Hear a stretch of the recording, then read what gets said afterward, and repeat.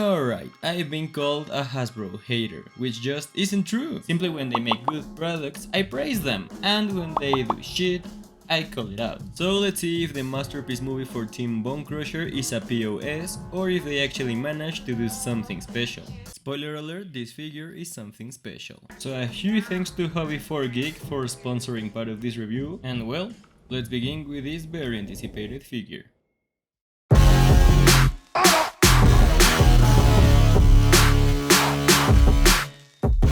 We'll start with the alt mode because that's how it comes out of the box. And I must say, terrible unboxing experience. I appreciate that they want to support the environment, but there must be a better way to package everything so my desk doesn't end up like this after unboxing the figure. But anyway, let's go to the important part. What a beauty of an alt mode. This is a beautiful General Dynamics Buffalo Minesweeper. And I just want to emphasize that this is the mode that has my main complaint about this figure. But I'll talk about that later. Meanwhile, just look at this. It looks excellent. Extremely screen accurate and with very good play value. All the plastic is cast in this beige sand hue with some dirt details here and there, but having them just in the tires, front grille and rear of the truck instead of the entire alt mode makes it look a little inconsistent. I think they could have applied them a bit better, as well as the paint hues that they use on the translucent plastic on the windows. You can see that it doesn't match perfectly with the molded plastic, but at least from a distance, it's difficult to see. The same thing goes for this figure's die-cast metal parts, but we'll talk about that later. Other details that this figure has that I like are the Bonecrusher decals that we can see on the rear, as well as the detail of the dirty windshield that we can see on the front, and also the tires. Designer King Sam Block on Instagram mentioned that to avoid legal problems they decided to modify the design of the wheels by putting a Decepticon insignia on them, which I really like, and putting Megatron on all the wheels. I like that a bit less. It makes Bonecrusher look like a big Megatron simp. Anyway, unfortunately the tires are not rubber, but seeing the problems that the Dream Factory figure had while rolling, I think it was a smart choice, and still it rolls very satisfyingly. And I'm pleased to tell you that the back staircase is not part formable unlike the third party figure, although there will be parts forming in other areas. Speaking of, we have a little bit of articulation in the claw, starting with this front rotation at the base. We have this ratchet joint here. Shit, be careful. Another ratchet joint up here, a very tight ratchet joint even higher up, and this part here can rotate. We can split it in half and we can fold it either frontwards or backwards. When they're apart, the tip of the claws can rotate 360 degrees, but obviously when we tap them together, that movement is gone. And the prongs of the claw can move up and down on 6 separate sections, which means that we could technically... That's gotta be the first alt mode that can flip you off. That might be worth a like. In addition, we have the street lights below the windows, and I like that they even put the upper lights in translucent plastic protection, which is how they appeared in the movie. And yeah, that's a very good alt mode. So you might be thinking, what was that big problem that I mentioned at the beginning of the video? Well, actually, it's the bottom part. The real truck obviously doesn't have all this cable down here, and the Dream Factory figure recreates it quite well. On the other hand, this figure reminds me a lot of the alt mode on the MPM Starscream, who also has a lot of cable underneath. As I said, it's not the end of the world, it's not even something that bugs me that much, it's just something that the figure can't recreate 100% and I feel like I had to mention it. And before we go to the size comparison, I just wanna mention that even though this figure comes in its truck mode, the transformation to this mode is very enjoyable. Everything clicks into place very satisfyingly and there's no loose bits everywhere. And now let's conclude the alt mode with a size comparison. To compare this Bonecrusher, here he is with SH Figure Arts Iron Man, Toy World Optimus Prime, with my latest review New Age Bumblebee and Cliff Jumper, with MPM Jazz KO, with KO Oversized MPM Ratchet, with Black Mamba Ironhide, with MPM 3 Bumblebee, and with Wei Yang Thunder Leader. These two look great together. Here he is with KO Black Mamba Bottleneck, with Wei Yang Blackout, with Black Mamba Brawl, and with Leader Class Starscream, which is the same size as the MPM figure. And here we have all the Decepticons mobilizing to free Megatron. I should get my own copy rather soon. Here he is with a custom deluxe class from 2011, and finally with Dream Factory Steel Claw. And I do gotta say that of the two, I think Steel Claw has a superior vehicle mode. It's cleaner and has better proportions, while the Masterpiece movie has some sections that are too wide, some very short, etc. However, the MPM figure is not far behind. It is a very good alternate mode, and except for that aspect of the lower cable, I think it looks very good. But now we can talk about where this official figure is definitely superior.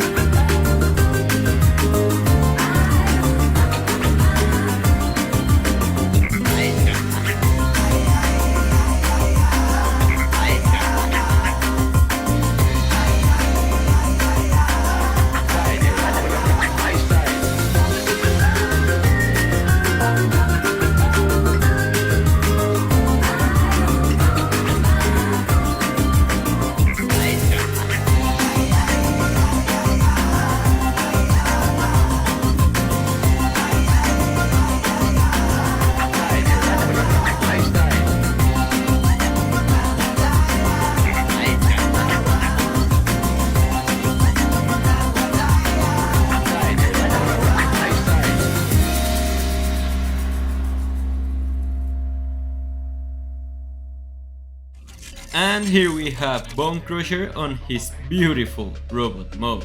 And wow, Hasbro, wow! Not to spoil the rest of the review, but this could be the best masterpiece movie figure, at least in my opinion. Not without its flaws, but we'll talk about them in a little bit. At least for now, look at this beautiful robot mode. There's a lot of mechanical detail that gets uncovered in this mode, and it looks beautiful. Look how detailed he is in almost every surface. And the way they distributed the alternate mode pieces where they went in the CGI model is just really impressive. Speaking of the CGI model, again we can see King Samlock exposed to see how identical the robot mode is to the Industrial Light and Magic model, except in the arms. I'll talk about that in a second. First I wanna talk about the paint. I'll be the first to say that I think that a dirty ink wash would have done wonders for this robot mode to look more detailed. But the paint that we do have is not bad at all. We have the same dirty details on some of the robot mode parts, but again I don't love the inconsistency with the rest of the robot mode. And it is in this robot mode when we can see that most of the die-cast metal parts that give the figure a nice heft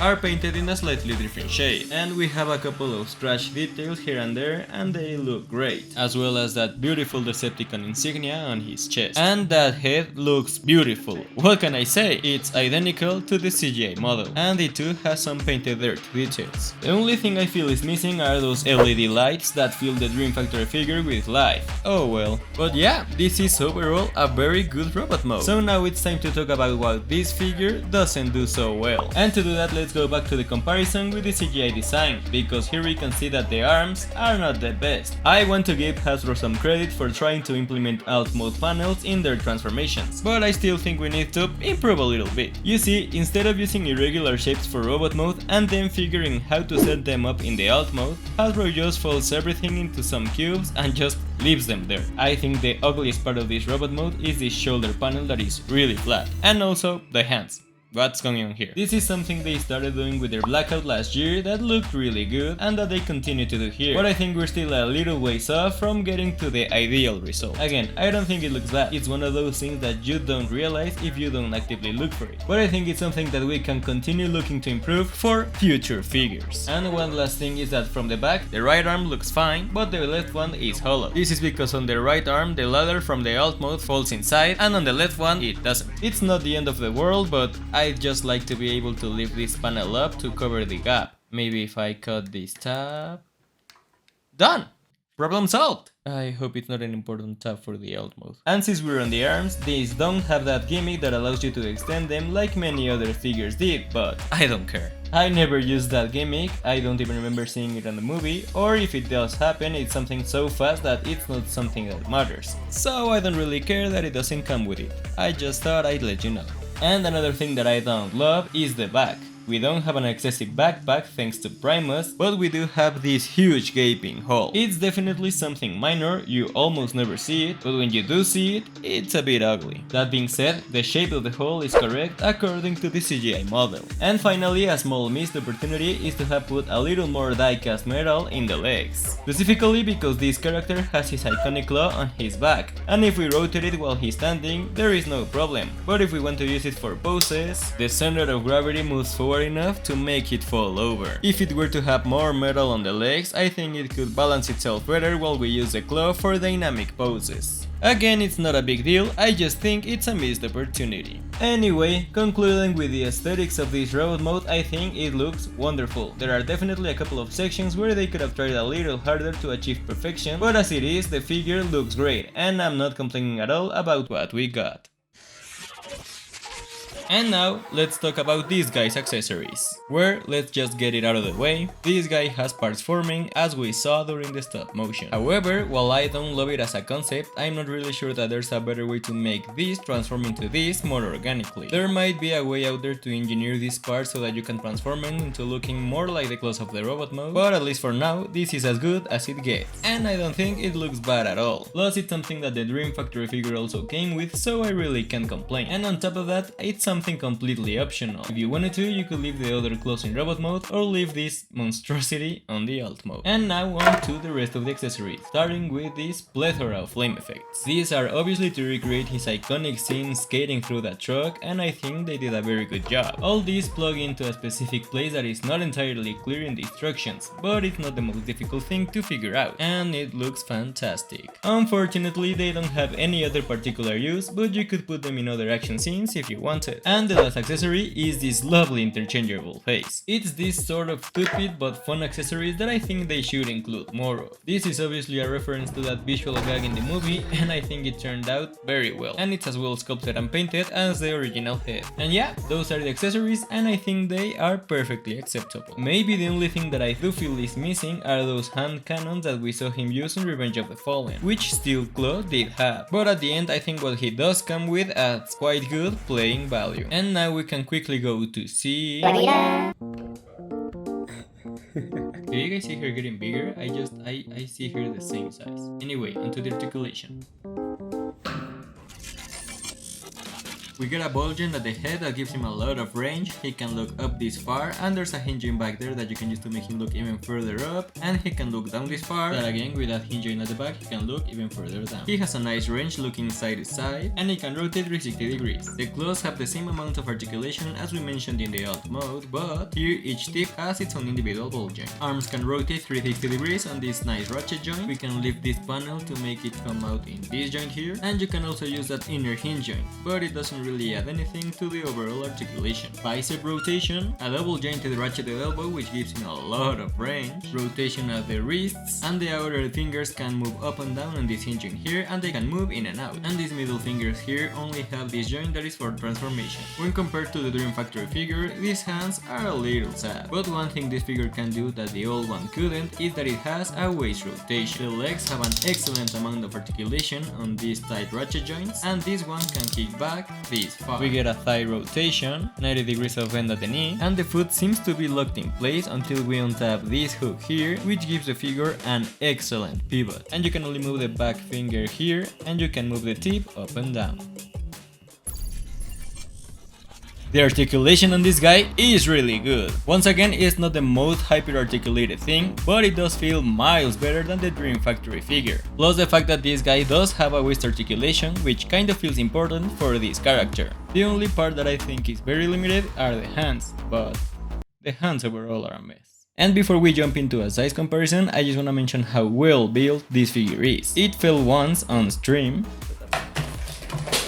It fell again while trying to put it on a dynamic pose, and nothing broke on either fall. I haven't even seen the smallest scratch. So yeah, very good job Hasbro. That alien attack King of Cavaliers would have broken into 1,000 pieces if it had suffered the same fall. And now let's go to a size comparison, where I think the scale is perfectly acceptable, but honestly I wouldn't complain if it was a head bigger. Here he is next to SH Figure Arts Iron Man, unique to Optimus Prime, my last review, New Age Bumblebee and Cliff Jumper, and here he is next to Masterpiece Movie Jazz, KO Oversized Masterpiece Movie Ratchet, with MO6 Ironhide, KO Masterpiece Movie Bumblebee, and with Wei Zhang Thunder Leader, and obviously these two look beautiful together. Look how well you can recreate scenes from the movie with these two figures. And finally here he is with Black Mamba Brawl, Black Mamba Barricade, with Wei Zhang Blackout, KO Masterpiece Movie Starscream, and finally, since I don't have a Megatron from the first movie, I'll put him next to Unique Toys Desperado. And all these Decepticons together look beautiful. We'll just have to wait to see how that leaked brawl turns out. And finally, here he is next to the Deluxe Class from 2007. Simply we are seeing at 17 years of difference in engineering here. And finally with Dream Factory Steel Claw, where very obviously we can see which figure is better. And yeah, overall I think this figure is one of the best I've reviewed in recent times. And I think Hasbro really excelled with this figure. For some reason the Decepticons seem to get more love from them rather than the Autobots, but hey, that really benefits this figure by a lot. And I recommend that you buy it at the store Hobby for Geek, where they have it in stock right now. And remember to use my code Gabo Reviews so you can help the channel a little bit. Links in the description. And anyways, let's go to the final grade for this figure, and I think I'll be giving it very well earned 4 stars, and a 5th one that it earns a bit less. The main reason being that it does have a fair amount of imperfections. Imperfections that for that hefty price, I do think that they should have polished a bit better before release. Either way, this is going to be the Bonecrusher that I'm going to be keeping on the shelf, the only official figure besides Jazz that can claim that, so well done, Hasbro. And I'll forever leave the Dream Factory figure in its alt mode, because I do believe it's superior in that particular mode. And well, thanks a lot for watching this review, and I'll see you next week in the review of... oh, no, I don't want to.